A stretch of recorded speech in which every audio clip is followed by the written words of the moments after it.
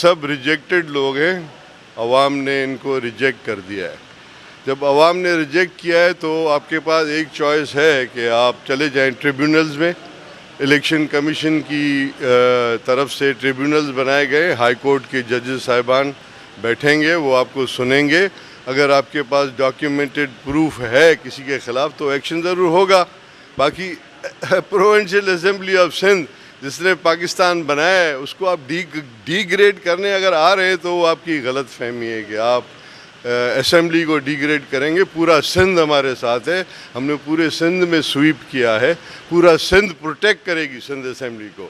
ہمیں کسی سے ڈر نہیں لگتا ہے کیونکہ یہ سب ریجیکٹڈ لوگ ہیں۔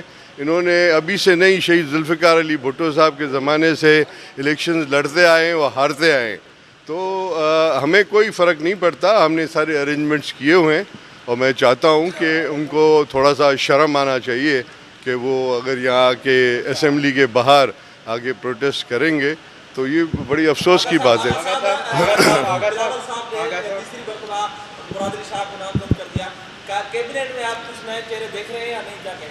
تو کیبنٹ بنے گی تو ہم دیکھیں گے نا۔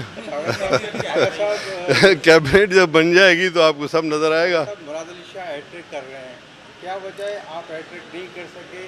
وہ کون سی کامیاں ہیں جس کی وجہ سے بلاول بھٹو؟ نہیں، یہ دیکھیں پارٹی کی انٹرنل پالیسیز ہوتی ہیں۔ ہمارے یہاں ایک پارلیمنٹیرین سسٹم ہے، ٹھیک ہے نا، ہم اس سسٹم میں چل رہے ہیں۔ ہم کوئی یہ روڈ والی پارٹی نہیں ہے کہ بس جو مرضی ہے اس کو بٹھا دو، نہیں۔ یہاں پہ پرفارمنس چیک کی جاتی ہے۔ آپ کو اگر زمانہ یاد ہے شہید محترمہ بے نظیر بھٹو صاحبہ کا اور بھٹو صاحب کا، اس وقت بھی وہ چیک کرتی تھی پرفارمنس اپنے اپنے ممبرز کی، اور جن کو جو عہدے دیے گئے تھے انہوں نے کیا رول پلے کیا تھا اس کے حساب سے ان کو اکوموڈیٹ کیا جاتا ہے۔ آج ہم اوتھ سیریمنی کریں گے۔